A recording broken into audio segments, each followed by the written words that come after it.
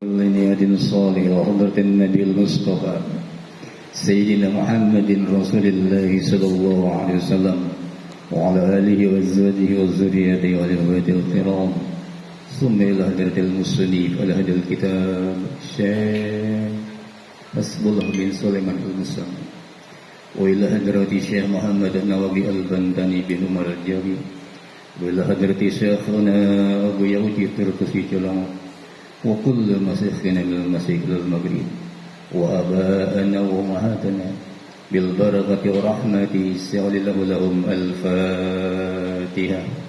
أعوذ بالله من الشيطان الرجيم.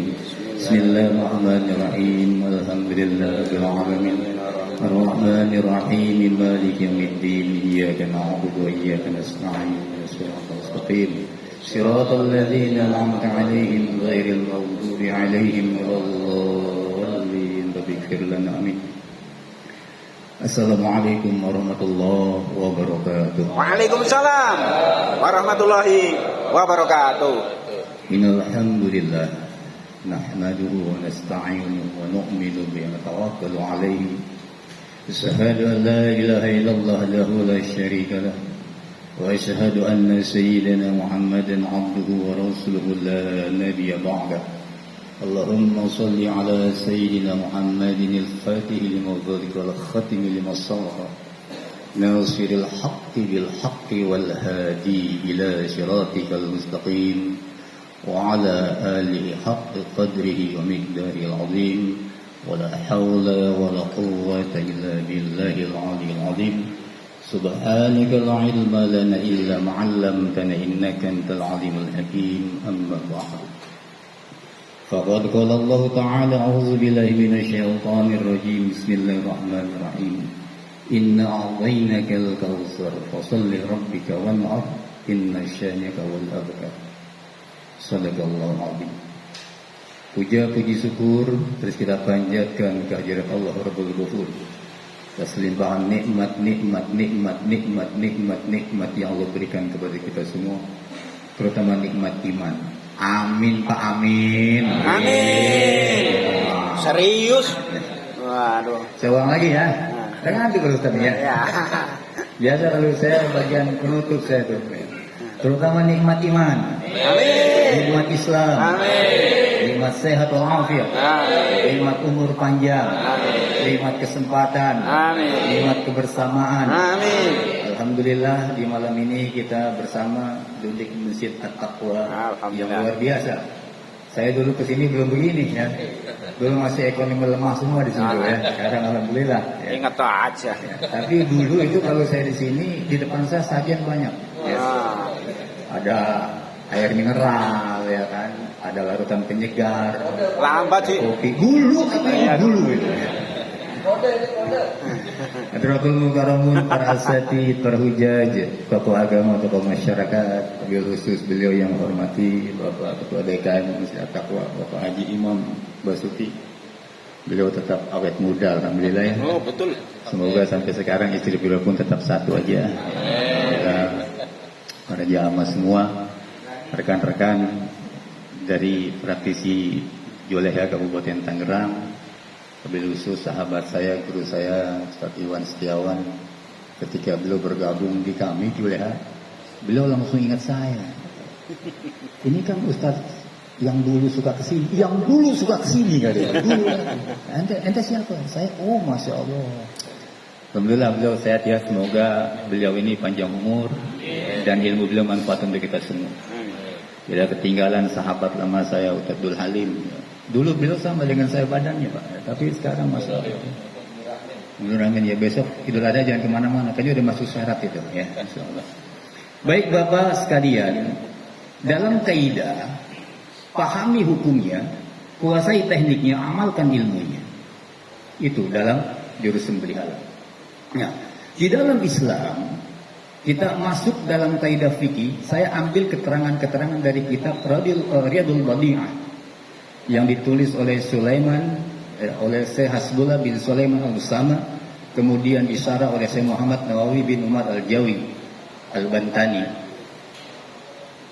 Udhiyah atau kurban Itu satu hewan yang disembelih yang dia harus pada waktunya. Penyembelihan hewan korban dimulai ketika matahari di tanggal 10 Zulhijjah sudah mulai naik.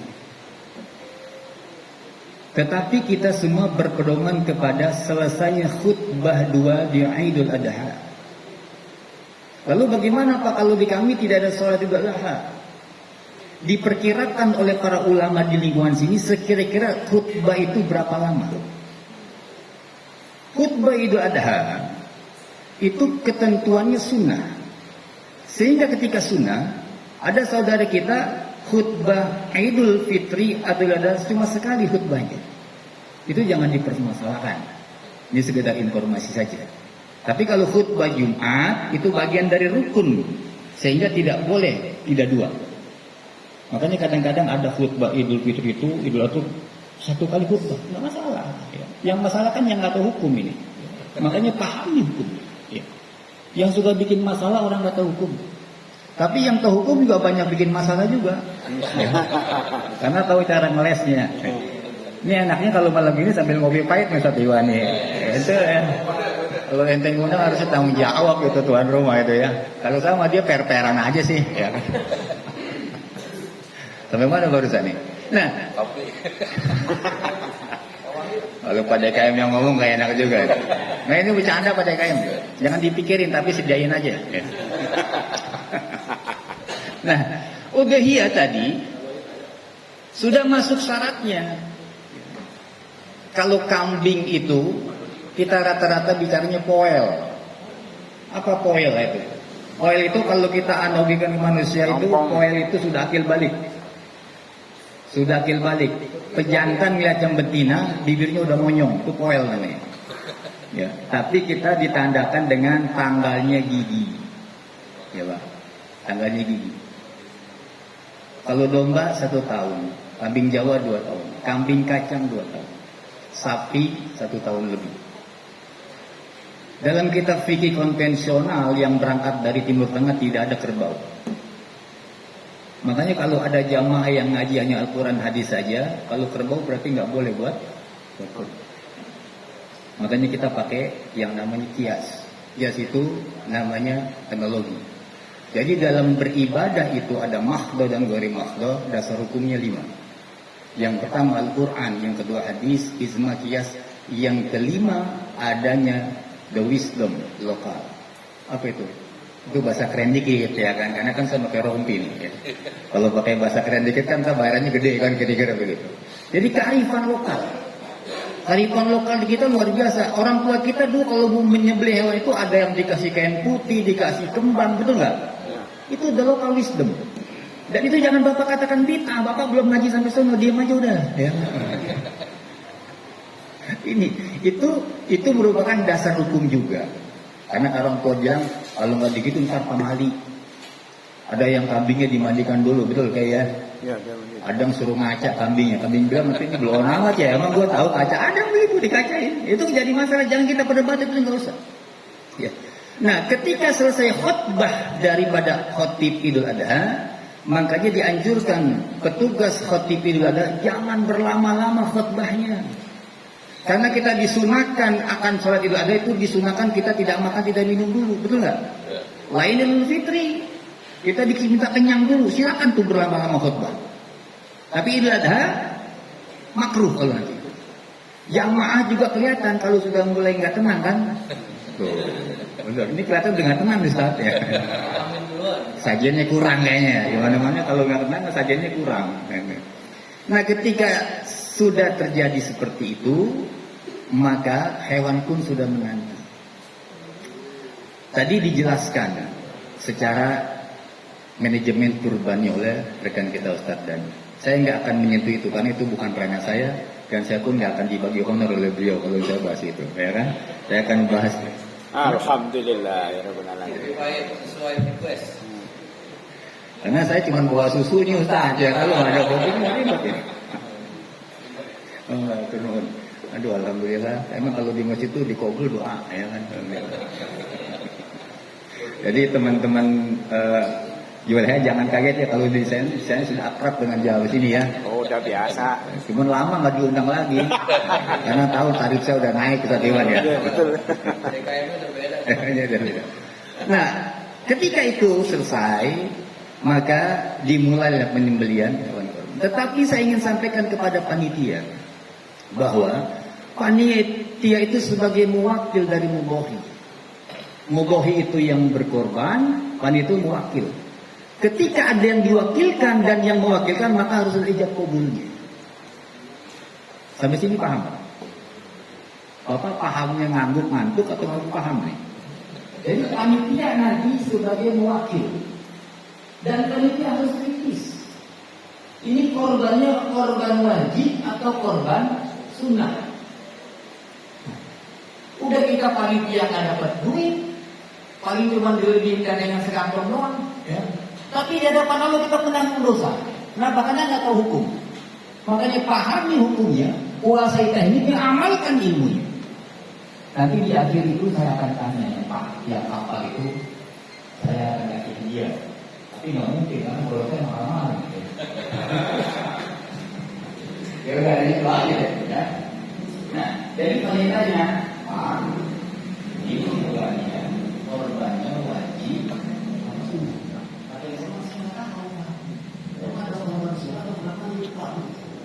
Di sini siapa kemerdekaannya? Kalau udah haram itu. Maturahmi. Iya, itu kemerdekaan dulu gitu. Tapi itu masalah ibadah.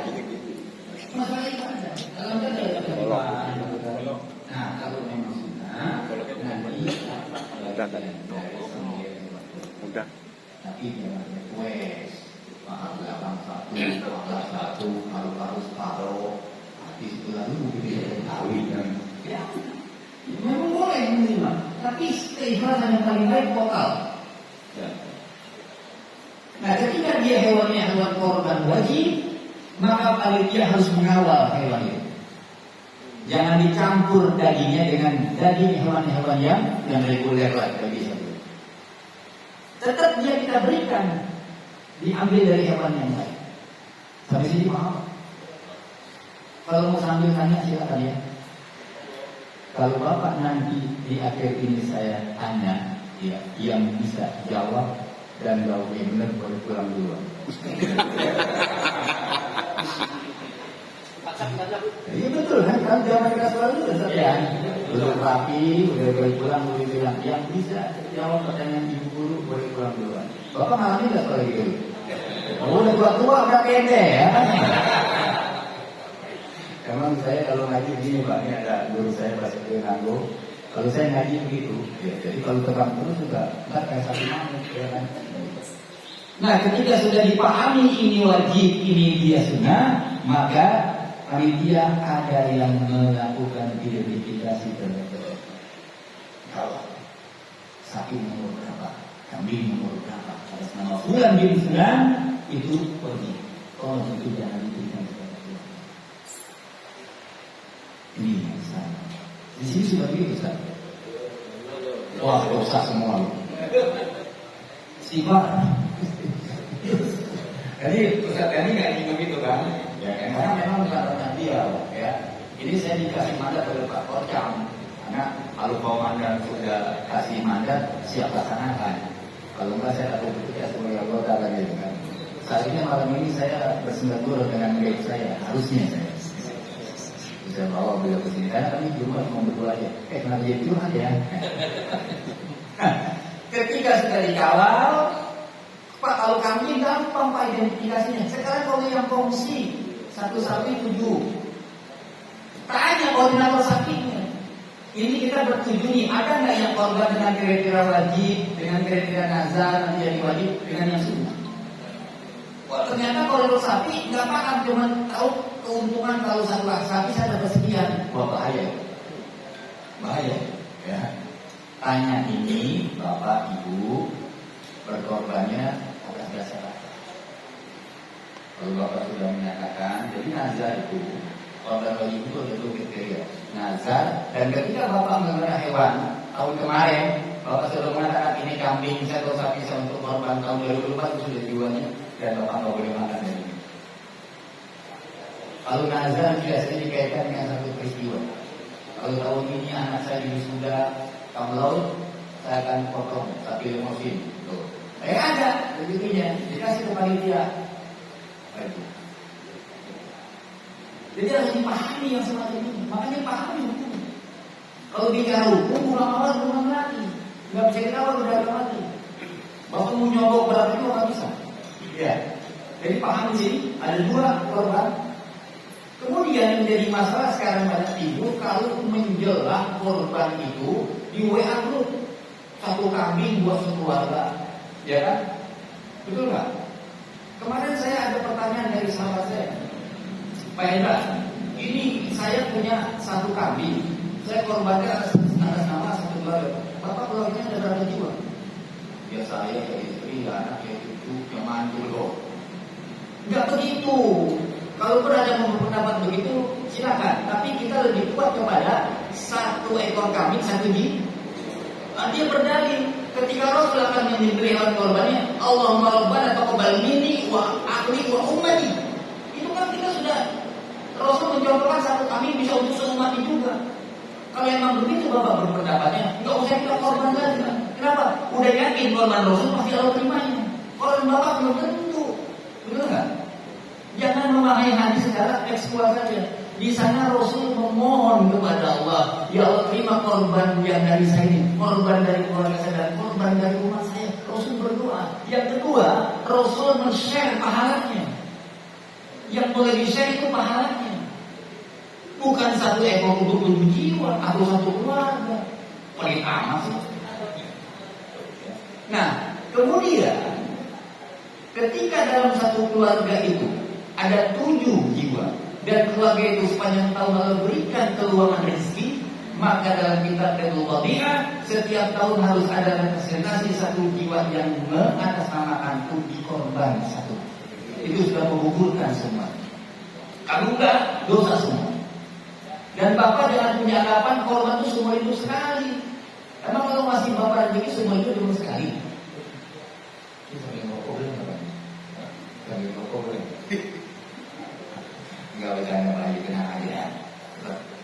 Jadi pahami itu ya Pak. Makanya pahami hukumnya.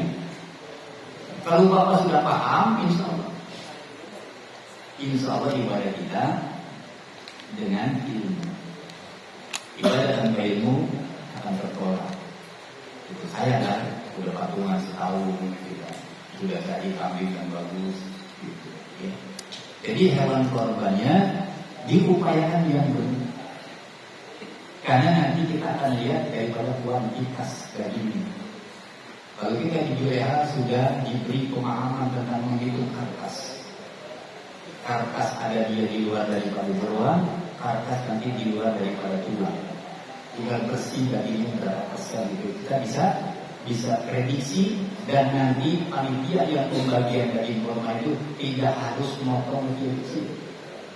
Semisal sapi ini diestimasi beratnya sekian. Karkas murninya ini sekian dagingnya, ya sudah silakan saja nonton. Jadi nggak ditunggu-tunggu seperti gambar tadi, gitu. Ya.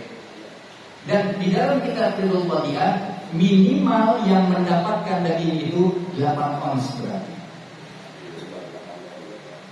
8 ons. Nanti tinggal kita coba itu, ya. Karena saya lihat di sini jamnya pintar ngitung semua. Karena orang sukses itu 2 syaratnya, pintar ngitung dan pintar mengukur. Nah saya ini jadi orang cerdas. Saya sudah mengukur jamaah, kami sudah mulai selonjoran kakinya, ya kan? Ini sudah mulai ada yang kayaknya udah mulai gimana nih Ustaz ya? Ini udah ada yang kayaknya juga pengennya jadi memang jadi aja kalau yang kayaknya.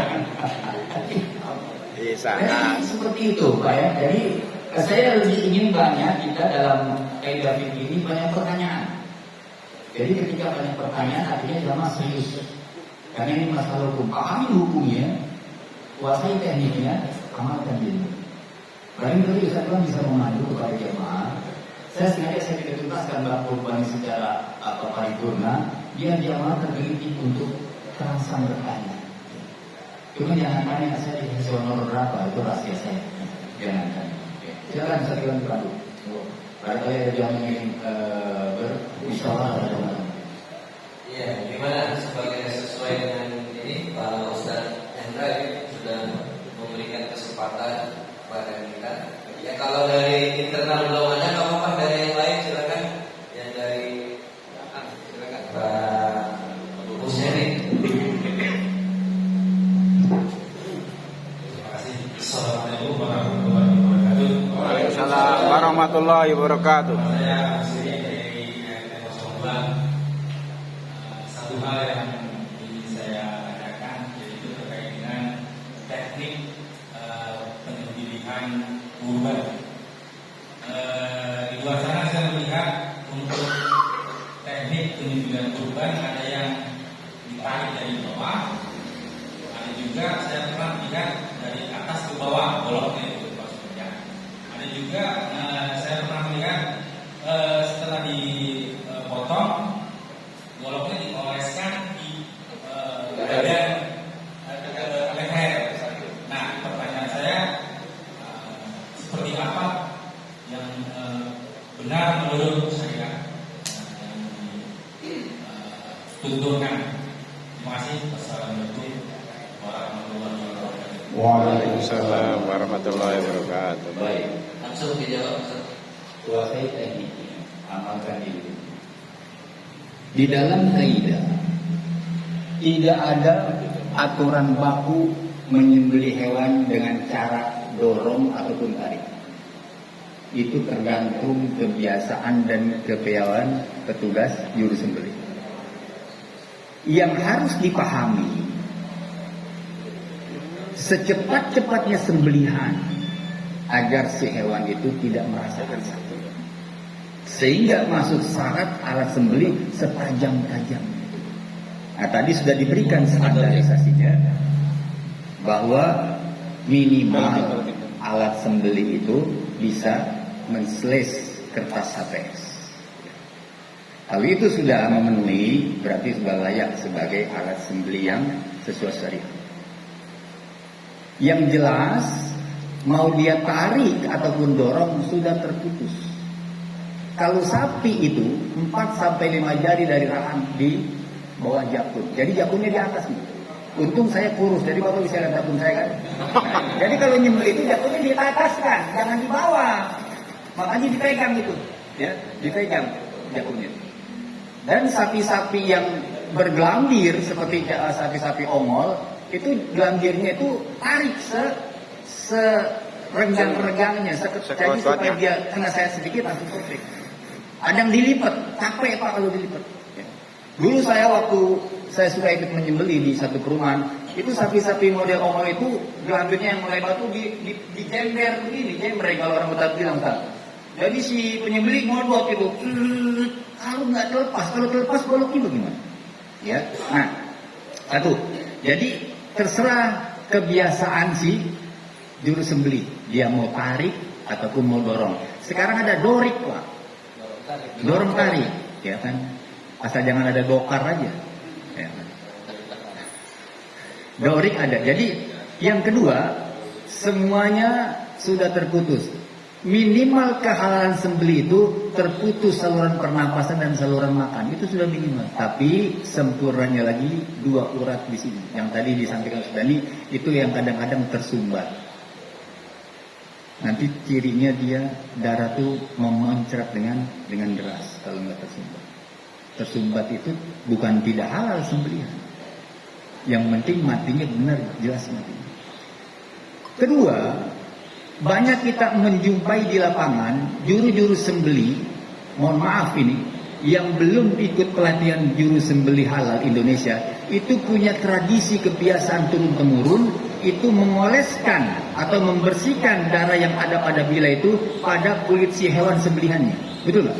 Betul. Entah itu di bagian leher, entah itu di bagian badan, dan di kami itu sangat tidak diperbolehkan.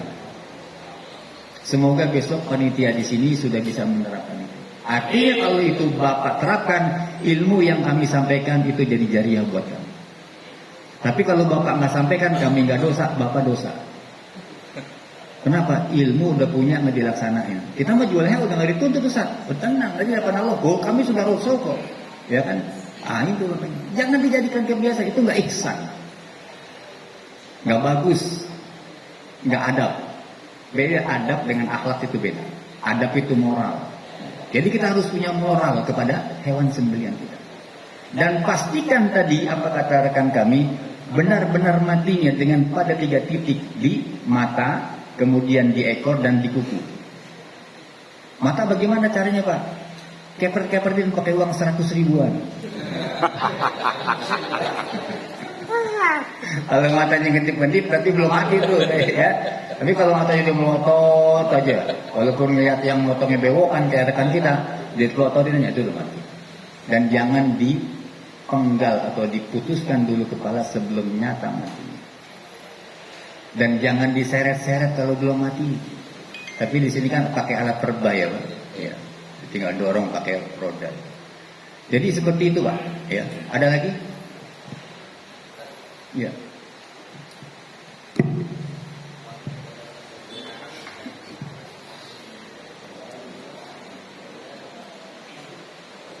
Baik, assalamualaikum. Waalaikumsalam warahmatullahi wabarakatuh. Sedikit mau menanyakan di penyembelih dari kita ya. Beberapa kali kita juga mengalami kendala tatkala hewan kurban itu stres. Dalam penanganan hewan kurban stres itu kan perlu istirahat kita juga.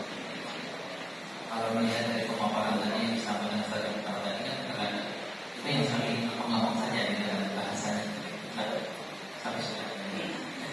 Nah, tatkala hewan kurban itu stres berat. Tatkala mau penyembelihan, baru separuh penyembelihan ternyata berontak dan pisau itu lepas. Karena lepas dari pilihan itu hukumnya seperti apa?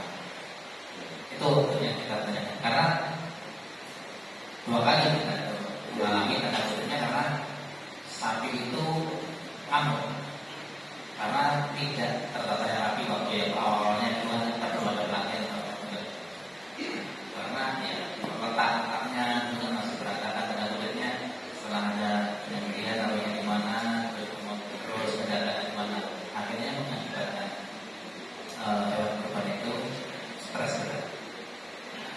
Mau yang terakhir itu kemarin dipotong di tempatnya stres itu bukan di potongannya itu bisa dilumpuhkan iya seperti itu.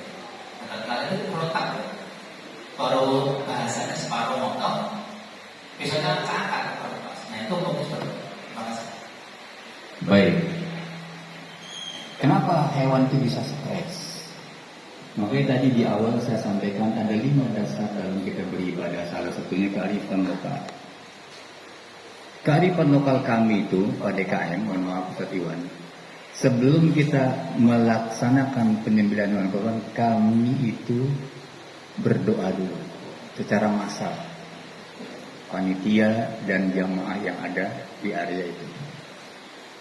Bapak mau bilang kita nggak, saya nggak mau dengerin. Pokoknya itu merupakan satu hadis.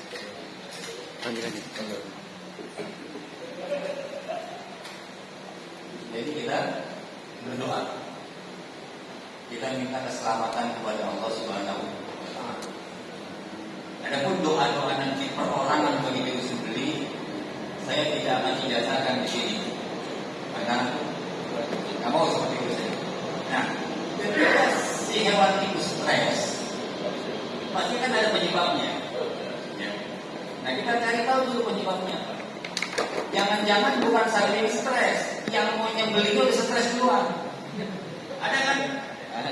Makanya kata guru-guru kita, terutama di Julia, kalau bapak takut jangan sok berani.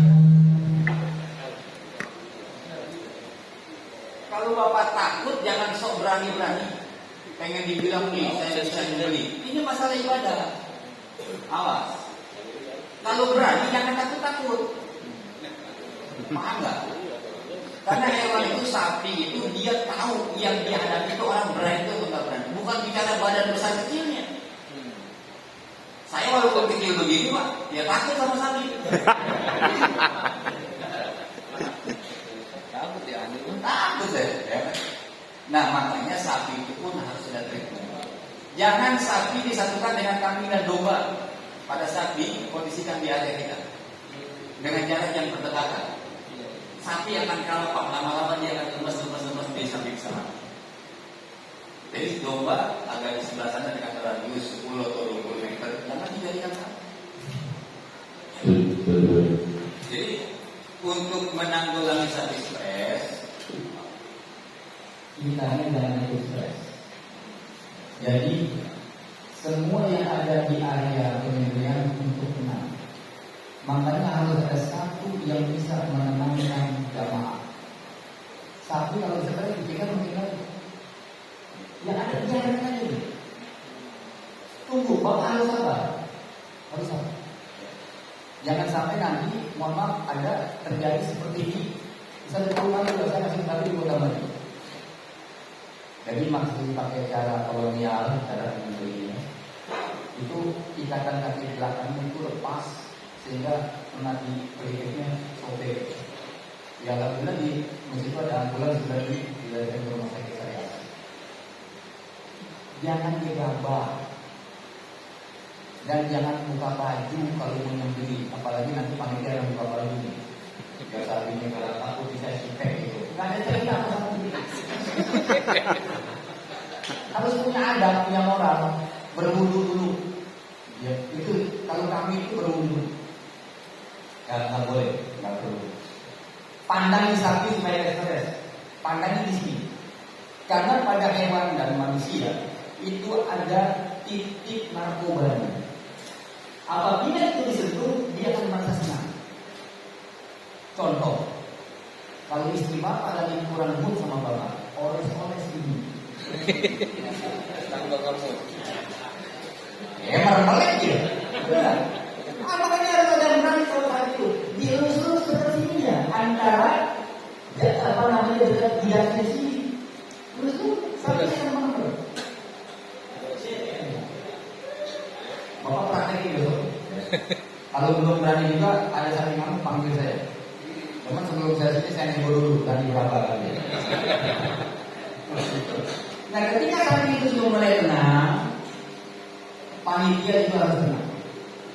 Ketika memang dia mungkin untuk bisa dibawa kembali ke tempat sembelihan itu berarti kita bawa. Tapi kalau nggak bisa juga, ya di mana dia bisa dilumpuhkan di sendiri. Terjadi juga dulu pertama dia begitu. Karena apa? Karena ada anggota panitia yang takabur. Ini pengalaman saya di lapangan yang keluar daripada teori. Jadi bagian perubahan sapi itu adalah takabur. Sini saya biasa begini, saya diam aja. Begitu sapi sudah rebah, eksekutor ingin menyembelih, sapi itu bisa bangun terangkat patok yang menjadi tempat mengikatnya tambahan. Sapi lari sambil bawa patok yang terikat tadi. Dengan patok dia bawa sendiri, sapi kalah. Ya alhamdulillah Allah masih berikan perlindungan kepada kita semua. Jadi hilangkan kesombongan. Ini di luar daripada teori. Makanya kita perlu tawadhu. Karena ini ibadah dan amanah dan kudus. Jangan sampai dari di awal saya bilang panitia sudah tidak dapat bayaran, cuma dapat beli satu kantong doang, bahaya. Apa mau dohikan imun aku kalau ada panitia kesepak sapi? Tinggal TKN buangkas ada berapa kan gitu. Nah kemudian ketika terjadi satu kali saya belum tuntas sempurna, lepas pisaunya, alas sembelihnya. Bagaimana hukumnya? Ketika dia tidak sengaja, maka boleh pulang. Atau dia punya pisaunya patah, karena saat ini di Banten. Atau kambing dari Kuningan.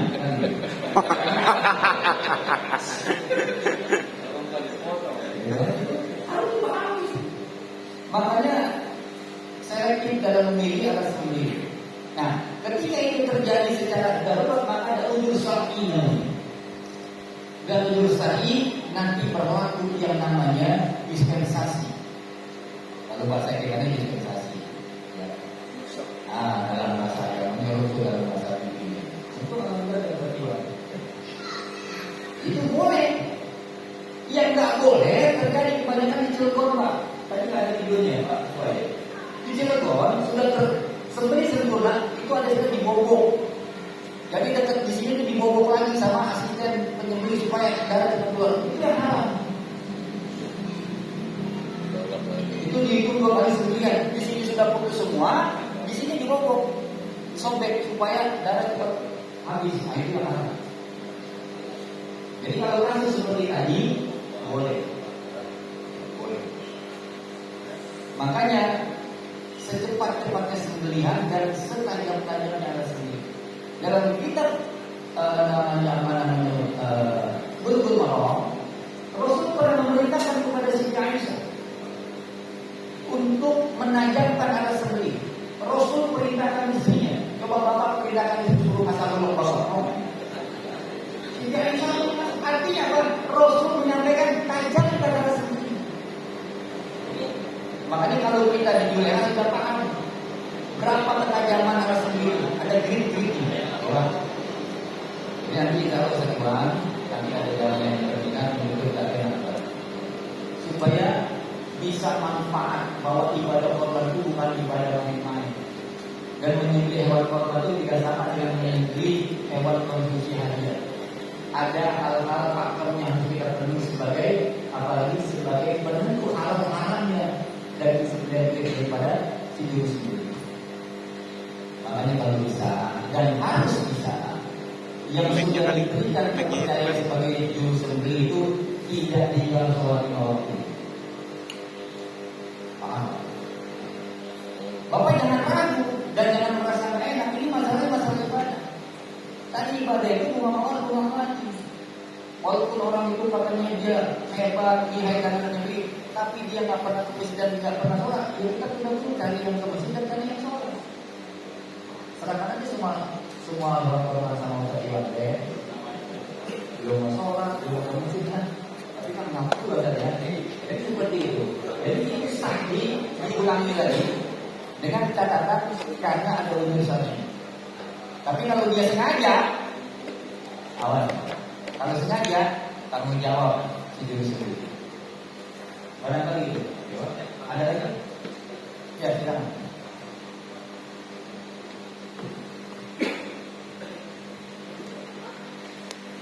Assalamualaikum warahmatullahi wabarakatuh. Waalaikumsalam warahmatullahi wabarakatuh.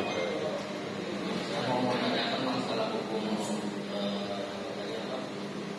yang wajibnya dan sunnah.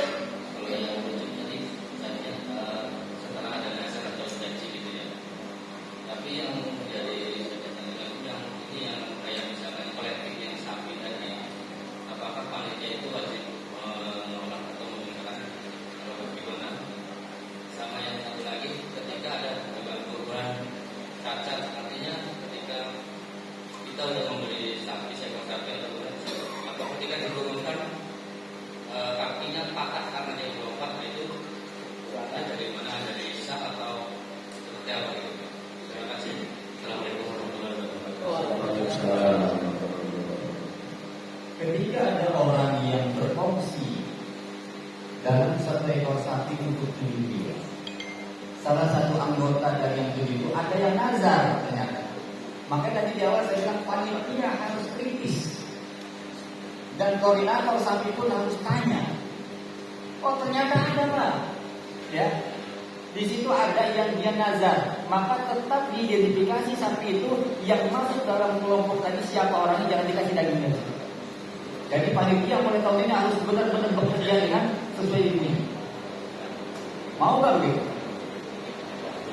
Harus mau. Harus begitu. Jangan cuma Pak mau dapat daging lebihan doang, ya. Tapi di sini kita dosa. Udah dosa yang masih banyak itu.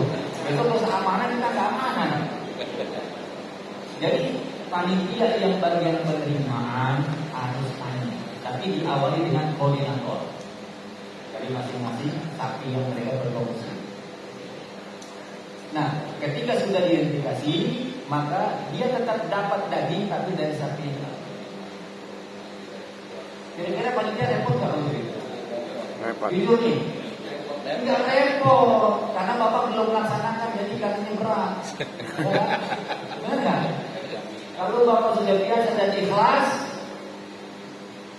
yang bilang repot itu yang nggak ikhlas. Berarti urusan jiwa ini nggak ikhlas. Ya. Kalau ikhlas kita, apalagi udah dikasih tahu ilmunya, ya kan? Oh, ada ilmu jelas. Itu sekeluarga yang menjadi tanggungannya itu tidak boleh makan itu. Syarat hewan korban itu harus sempurna. Tidak boleh sebelah mata buta. Sebelah nggak boleh, kalau dua-duanya buta boleh. Makanya yang diambil dari yang paling muda. Sebelah aja nggak boleh, berarti dua-duanya. Telinganya nggak boleh hilang, buntutnya nggak boleh terputus. Lalu bagaimana Pak ada kejadian ketika diturunkan dari kendaraan angkutan sapi itu patah? Apa kita bawa dulu ke Sakal Tutup Cimande? Betul nggak?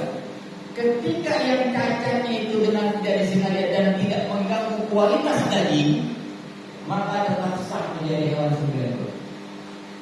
Kecuali yang cacat dari lahir, sudah jelas itu, ya. Sakit nyata sakitnya, yang punya penyakit kudis dia banyak cacat atau luka di kulit itu nggak sah. Hewan korban yang kurus kayak saya nggak sah. Kalau yang gemuk kayak mantan TKM itu,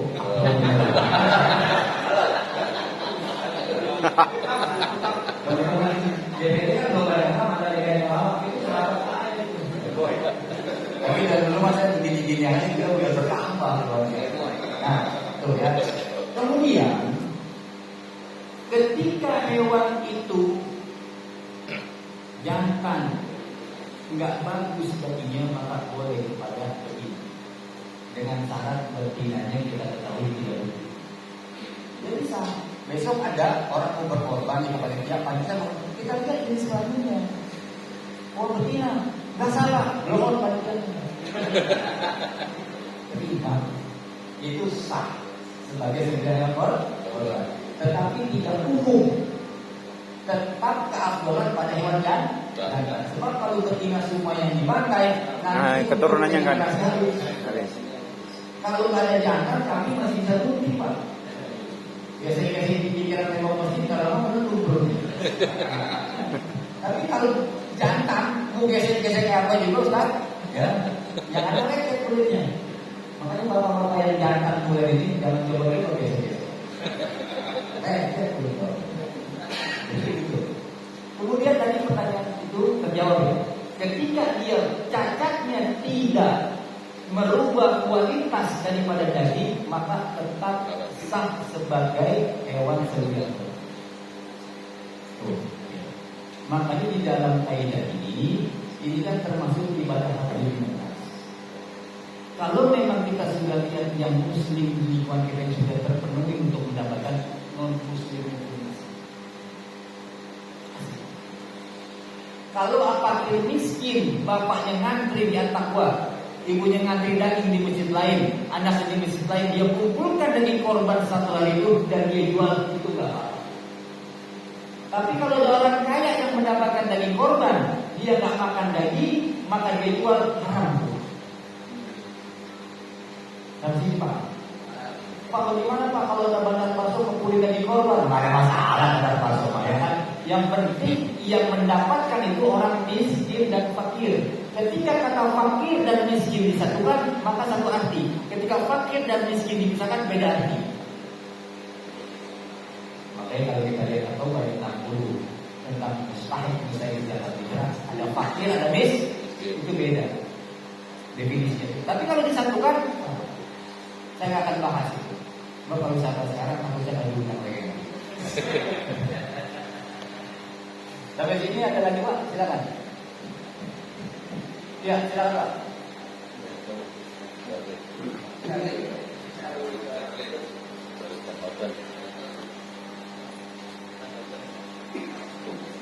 Assalamualaikum warahmatullahi wabarakatuh. Waalaikumsalam. Sedikit bertanya Ustaz mengenai hasil pemotongan kaki. Biasanya kan ada yang berbau dan tidak. Sebenarnya penyebab yang itu dari mana? Yang berbau. Terima kasih. Assalamualaikum warahmatullahi wabarakatuh. Waalaikumsalam. Saya punya guru dua dalam hal ini. Guru saya yang satu bilang, kalau kamu sudah mulai menyembelih, jangan membandingkan jenazah. kecuali jenazah anggota keluarga. Kenapa kiai akan berdampak nanti hasil sendirian kamu akan berubah? Tapi di lain sisi guru saya satu dari saya, beliau menyatakan saya dari kecil sudah ikut mandi jenazah dan saya menyembelih dan kambing maupun domba. Alhamdulillah nggak apa-apa. Nah, ketika kami di Juleha, ada ilmu yang kami dapat dan saya padukan antara dua guru yang memberikan ilmu kepada saya. Kalau di Juleha Pak, kambing itu, domba itu setelah mati dinyatakan matinya dengan benar-benar mati, ketika dia digantung kepala di bawah, segera putuskan kepalanya dan putuskan kakinya, karena itu sumber bau yang paling penting. Tapi kalau saya tidak, tadi apa kata Ustaz Dani? Mohon maaf, saya bukan sombong nih ya, boleh dijaga pengalaman. Kalau kambing yang saya sembelih itu walaupun dicuci air tetap wangi daging. Beda dong Ustaz yang beli ya. Bercanda juga bercanda ya. Tetap enggak. Domba, kalau domba saya segera potong kepalanya karena domba paling bau.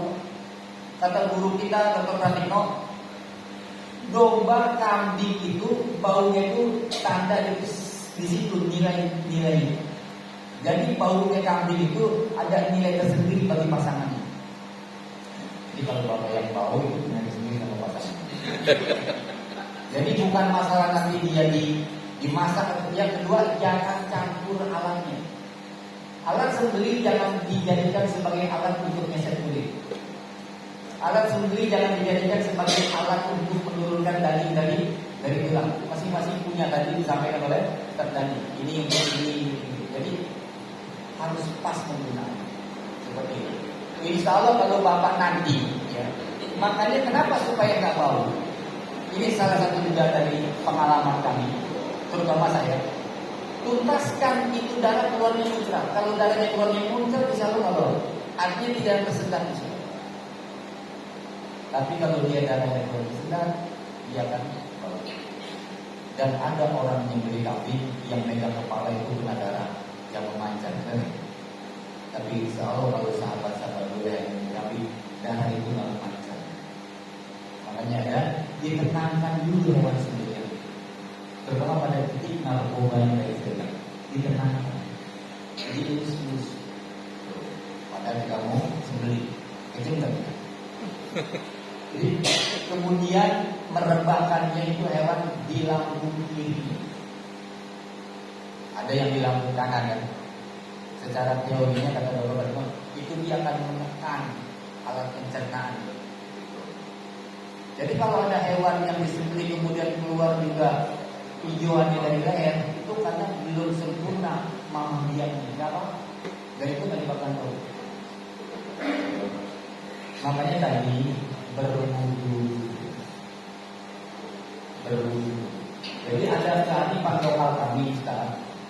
Sebelum kita nyembelih itu, kalau ada almarhum atau almarhumah yang berkorban di rumah itu kita kirimkan saja. Dan ijab kabul. Bagi mudhohi disunahkan untuk menyembelih sendiri kalau bisa dan berani. Tetapi kalau tidak bisa, ikut megang bagian-bagian hewan korban yang akan disembelih. Semisal 7 orang di satu sapi, ikut pegang di bagian mana? Jangan megangin yang mau nyembelihnya. Awas bahaya. Pegang bagian-bagian tubuh hewan sembelihannya di tempat yang kira-kira tidak tepat. Itu sunnah. Gak berani juga, saksikan. Di situ akan ada luar biasa. Minta perbuat Allah. Jadi esensi korban itu untuk mendekatkan diri kepada Allah SWT. Dengan korban yang jamaah lakukan, semoga hubungan keakraban jamaah yang berlaku. Ketika sudah dekat, kalau kita nanti tasawuf nanti tidak ada hasil.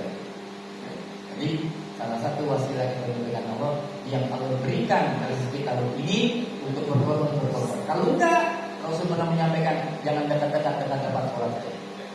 Oh, tempat sholat cuma di Madinah, berarti apa mau azan? Bukan begitu artinya. Ini lagi-lagi tekstual kan itu, ya. Nggak boleh dekat-dekat tempat sholat. Di mana begitu, ya Pak? Ada lagi? Ada juga. Iya, Ustaz, tadi ada pertanyaan ke Ustaz Doni tapi dipakai kalau misalnya yang penyembelih eksekutornya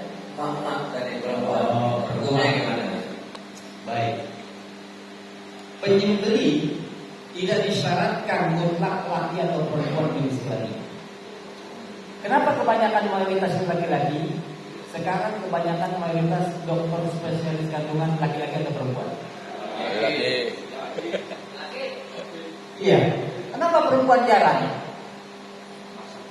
Karena perempuan itu banyak yang lemah ketika melihat anak. Tapi kalau dia kuat mentalnya, nggak jadi masalah. Yang penting tahu cara menyembelihkan kritis. Nggak jadi masalah. Oh besok semisal ada perempuan di sini yang berkorban, Pak saya mau nyembelih, stop, silakan. Cuman lu satu jangan pura-pura mendampingi dari belakang ya. Ada sesuatu aduh bandel dulu lagi kapan usaha juga. Boleh, silakan. Jadi boleh. Tetapi kalau ada laki-laki yang lebih diutamakan dan bisa lebih laki-laki itu. Ya. Itu lebih laki-laki. Tapi kalau ada perempuan juga mau silakan. Makanya dilihatkan anak-anak kita pada saat penyembelihan korban. Oh begitu ya orang tua kami cara memperlakukan hewan korban. Ada memori yang direkam dalam kami. Oh begitu ya cara merendahkan sapi. Oh begitu cara mengikat sapi. Oh begitu cara menangani sapi yang ngamuk. Oh cara menyembelih. Oh nggak boleh lagi diusap-usap bila itu sekali sembelih darahnya di kulit hewan sembelihan. Nggak boleh. Semoga besok ada lagi sembelih ya. Kalau itu Bapak laksanakan dan ini yang kami sampaikan manfaat dan kami dapat janji. Nah, jadi boleh menyembelih perempuan. Anak-anak boleh? Oh. Cukup dengan Bismillahirrahmanirrahim. Itu ada yang mengatakan harus diucapkan, ada yang mengatakan sunnah. Kencang atau enggak? Ya. Kalau dulu kita belajar menyembelih kambing, kalau menyembelih kambing mulutnya mangap, dagingnya bau. Makanya kalau dibeli kambing mulutnya rapat ini.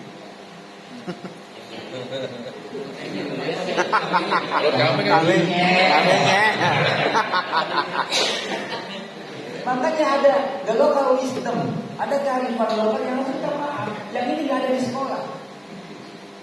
Makanya Bapak alhamdulillah kami dari wilayah bisa seperti ini. Semoga itu yang kami sampaikan bermanfaat. Amin. Ya, ada lagi? Kalau misalnya ada pertanyaan Bapak bisa aja. Mungkin satu nanya lagi kalau masih ada. Kalau sudah tidak ada, ya mungkin karena waktunya juga sudah malam, karena besok hari kerja masih ada yang bertugas. Silakan kalau ada kesempatan satu penanya lagi. Ada lagi? Tuh. Tidak ada ya? Baik, kalau tidak ada, kami mohon kesediaannya Pak Ustadz Hendra untuk menutup sekaligus doa ya untuk teman-teman. Allahumma bismillah. Saya mau berbagi kalau ada penyampaian saya yang kurang, ya. Baik kurang dalam keilmuan saya, kurang berkenan Bapak menerimanya, kurang jelas memahaminya, itu karena dari kulit dan pakai saya untuk menambah kesempurnaan. Majlis pada malam hari ini kita memohon kepada Allah Subhanahu wa taala agar senantiasa Allah memberikan kekuatan kepada kita. Bisa mengamalkan ilmu kita. Amin. Dan ilmu menjadi manfaat untuk kita dan jalan. Kita diberikan keselamatan pada umur dan keselamatan. Amin. Diberikan kelancaran keselamatan keamanan dan memberikan amanah yang sebaik-baiknya. Dan para pemulih yang akan berkorban pada tahun ini khususnya jangan serta Allah berikan rezeki yang luas. Dan berikan rezeki yang lebih banyak lagi dan lebih barat lagi. Kita semua bisa mendapatkan kebaikan-kebaikan daripada ibadah kurban yang dilaksanakan kita ini. Amin. A'udzu billahi minasyaitonir rajim. Bismillahirrahmanirrahim. Rabbil alamin arrahmanir rahim maliki yaumiddin. Iyyaka na'budu wa nasta'in. Shiratal ladzina an'amta 'alaihim.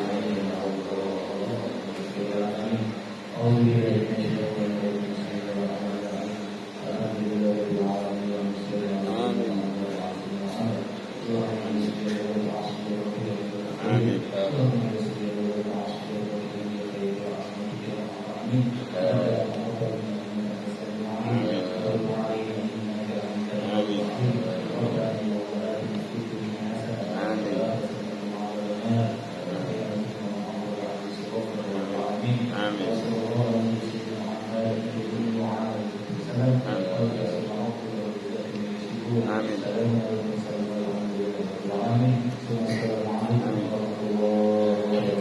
Waalaikumsalam warahmatullahi wabarakatuh.